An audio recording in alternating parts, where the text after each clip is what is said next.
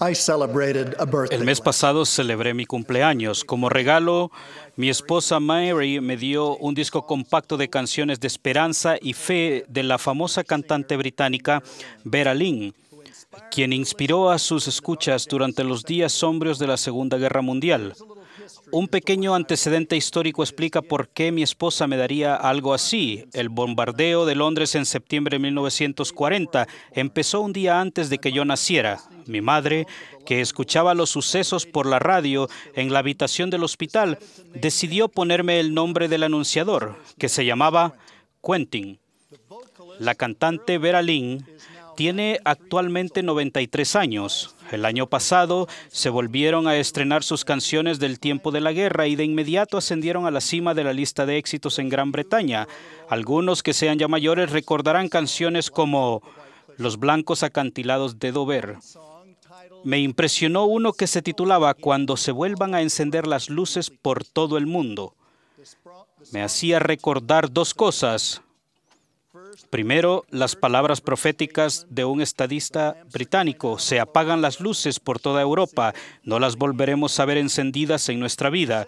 Y segundo, los ataques aéreos en ciudades británicas como Londres.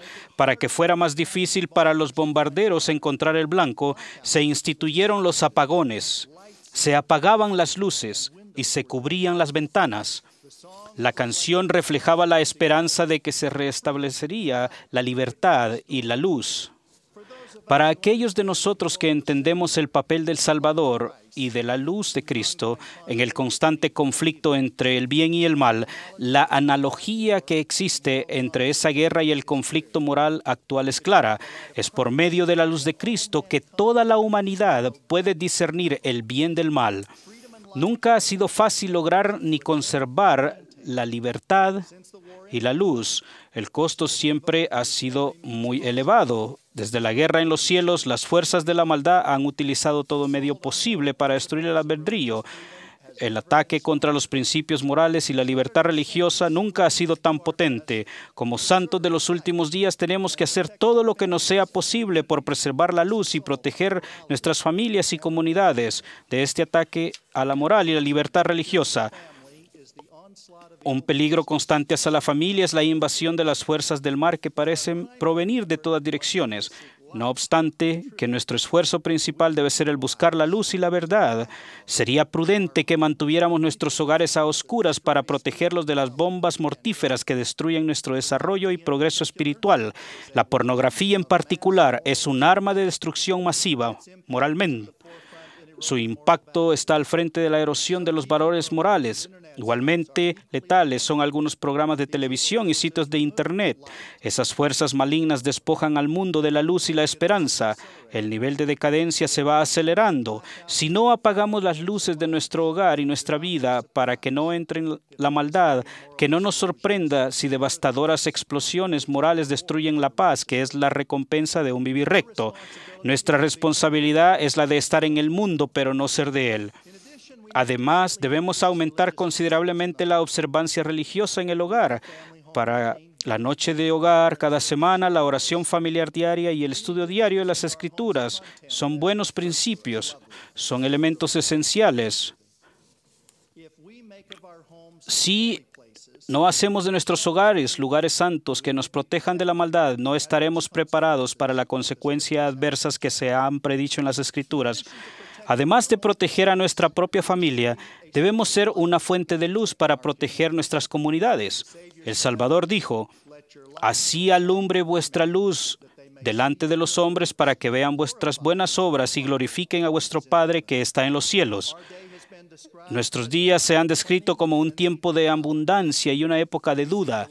La apatía moral abunda por todas partes. La creencia básica en el poder y la autoridad de Dios no solo se pone en tela de juicio. Bajo esta circunstancia, ¿cómo podemos fomentar valores de manera que llamen a la atención de los incrédulos y los apáticos y ayudar a mitigar la vertiginosa caída a la violencia y la maldad? Esta pregunta es de importancia monumental. Piensen en el profeta Mormón y en su angustia cuando declaró: ¿cómo pudisteis rechazar a ese Jesús que esperaba con los brazos abiertos para recibiros. La angustia de Mormón se justificaba y su hijo Moroni quedó para describir el triste relato de la destrucción de mi pueblo. Mi experiencia personal de vivir y relacionarme con personas de todo el mundo me ha hecho optimista. Creo que la luz y la verdad se pueden preservar en nuestros días. En todas las naciones hay grupos numerosos que adoran a Dios y que piensan que tienen que darle cuentas a Él de su conducta. Algunos observadores creen que en realidad hay un renacimiento global de fe. Como líderes de la Iglesia, nos hemos reunido con líderes de otras fes y hemos descubierto que existe un fundamento moral común que trasciende las diferencias teológicas y nos une en nuestras aspiraciones por una sociedad mejor. También nos damos cuenta de que la mayoría de las personas aún respetan los valores morales básicos, pero que no les quepa la menor duda que hay también personas que están resueltas a destruir la fe, así como a rechazar cualquier influencia religiosa en la sociedad. Otras personas malvadas explotan, manipulan y destruyen la sociedad con drogas, pornografía, explotación sexual, tráfico humano, robo y prácticas fraudulentas de negocios. El poder y la influencia de esas personas son sumamente grandes, a pesar de que ellas sean relativamente pocas. Siempre se ha librado una lucha entre las personas de fe y aquellos que desean sacar la religión y a Dios de la vida pública. Muchos líderes de la opinión pública rechazan un punto de vista moral del mundo basado en valores judeocristianos. En su opinión, no existe un orden moral objetivo. Creen que no se debe dar preferencia a las metas morales. Cualquier propuesta moral que se defiendan en público, las personas de fe se descartan por considerarse. La luz de Cristo que se distingue del Espíritu Santo informa su conciencia. Por las Escrituras sabemos que la luz de Cristo es el Espíritu que da luz a todo hombre que viene al mundo. La luz se da por el bien del mundo. El presidente Boyka Packer ha enseñado que esta es una fuente de inspiración que cada uno de nosotros posee en común con todos los demás miembros de la familia humana. Por esa razón, muchos aceptarán valores morales incluso cuando se basen en convicciones religiosas que ellos no apoyen personalmente. Como leemos en Mosiah, en el libro de Mormón, no es cosa común que la voz del pueblo desee algo que sea contrario a lo que es justo. Pero sí es común que la parte menor del pueblo desee lo que no es justo. Mosiah después advierte que si llega la ocasión en que la voz del pueblo escoge la iniquidad, entonces es cuando los juicios de Dios descenderán. En nuestro mundo cada vez más inicuo es esencial que los valores basados en las creencias religiosas formen parte de las disertaciones públicas. A las posturas morales basadas en la conciencia religiosa se les debe dar igual acceso en el debate público. Bajo la Constitución de muchos países no hay preferencia, pero ninguna de ellas puede ser apartada. La fe religiosa es una fuente de luz, conocimiento y sabiduría y beneficia a la sociedad de manera asombrosa cuando los seguidores participan en conducta moral porque consideran que tienen que rendir cuentas a Dios. 2 puntos religiosos son los siguientes. El artículo de fe número 13 comienza: creemos en ser honrados. La honradez es un principio que se basa en la creencia religiosa y una de las leyes básicas de Dios. Hace muchos años, cuando ejercía derecho en California, un amigo y cliente que no era de nuestra fe fue a verme y con gran entusiasmo me mostró una carta que había recibido de un obispo de uno de los barrios vecinos. La carta explicaba que el obispo estaba ayudando a un miembro de la iglesia que estaba pasando por el proceso de un arrepentimiento y este empleado había tomado materiales como excusa que eran extras. Después de convertirse a miembros de la iglesia, este empleado había reconocido que lo que había hecho era deshonesto. En la carta había juntado una suma de dinero para cubrir no solo el costo de los materiales, sino los intereses. Mi cliente se quedó impresionado de que la iglesia, mediante un clero laico, ayudara a ese hombre a fin de que se reconciliara con Dios. Piensen en la luz y la verdad que el valor compartido de la honradez tiene en el mundo judeocristiano. Piensen en el impacto que tendría en la sociedad si los jóvenes no hicieran trampa en la escuela, si los adultos fueran honrados en el trabajo y fueran fieles a sus cónyuges y a sus votos matrimoniales. Para nosotros, el concepto básico de la honradez se basa en la vida y las enseñanzas del Salvador. La honradez es también un valioso atributo en muchas otras religiones y en la literatura histórica. El poeta Robert Burns dijo: "El hombre honrado es la obra más noble de Dios". En casi todas las cosas, las personas de fe piensan que tienen que rendir cuentas a Dios por ser honrados. Esa fue la razón por la que el hombre de California se estaba arrepintiendo.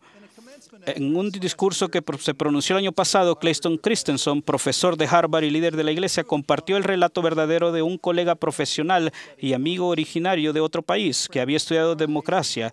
Ese amigo se sorprendió de cuán importante es la religión para la democracia. Señaló que en las sociedades en las que a los ciudadanos se les enseña a temprana edad a sentir que tienen que rendir cuentas a Dios por su honradez e integridad, se regirán por reglas y prácticas que, aunque no se pueden hacer cumplir, promueven ideales democráticos. En las sociedades donde no es así, no puede haber suficientes policías para poner en vigor un comportamiento honrado. Claramente, los valores morales relacionados con la honradez pueden jugar un papel importante en establecer luz y verdad y en mejorar la sociedad, y deberán ser de valor para los que no tienen fe en Jesucristo. Un segundo ejemplo de cómo la fe religiosa beneficia a la sociedad y contribuye luz al mundo es el papel de la religión en tratar a todos los hijos de Dios como hermanos y hermanas. Muchas instituciones basadas en la fe han estado en los últimos 2 siglos a la vanguardia de tender una mano y de rescatar a aquellos que están sujetos a circunstancias crueles, ya que creen que todos los hombres están hechos a la imagen y semejanza de Dios. William Wilberforce, el gran estadista británico que jugó un papel decisivo en prohibir el comercio de esclavos en Gran Bretaña, es un ejemplo excelente. El conmovedor himno Asombrosa Gracia y la película inspiradora del mismo nombre captan el sentimiento de los primeros años de la década de 1800 y describen el relato de los esfuerzos incansables de Wilberforce, y se contaron entre los primeros pasos para eliminar esa terrible, opresiva, cruel y corrupta práctica. Como parte de esa empresa, él y los otros líderes se propusieron reformar la moral pública. Él creía que la educación y el gobierno debían basarse en la moral. Vivía por la visión de un enriquecimiento moral y espiritual, ya fuese en defender la institución del matrimonio, atacar las prácticas del comercio de esclavos o defender enfáticamente el día de reposo.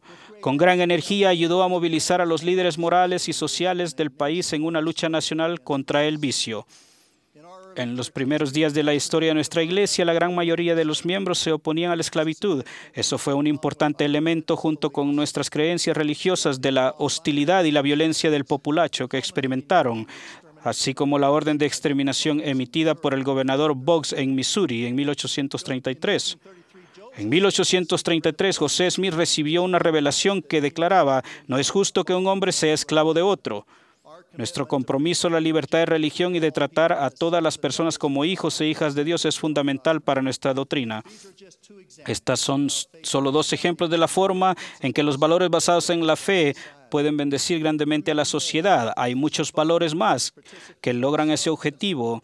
Debemos de participar en estas áreas de valores que nos pueden ayudar a toda la comunidad. Ahora, permítanme aclarar que se deben oír todas las voces en la plaza pública.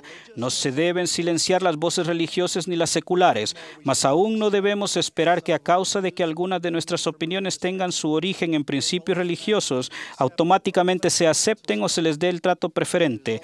Pero también queda claro que tales opiniones y valores tienen derecho a que se los analice por sus propios méritos. El fundamento moral de nuestra doctrina puede ser un faro de luz al mundo y ser una fuerza unificadora tanto para la moral como para la fe en Cristo. Tenemos que proteger a nuestras familias y estar al frente junto con personas de todas las creencias religiosas y personas de buena voluntad para hacer todo lo que podamos por todo el mundo, por preservar la luz, la esperanza y la moral. Si vivimos y proclamamos estos principios, estaremos siguiendo a Jesucristo, quien es la verdadera luz del mundo.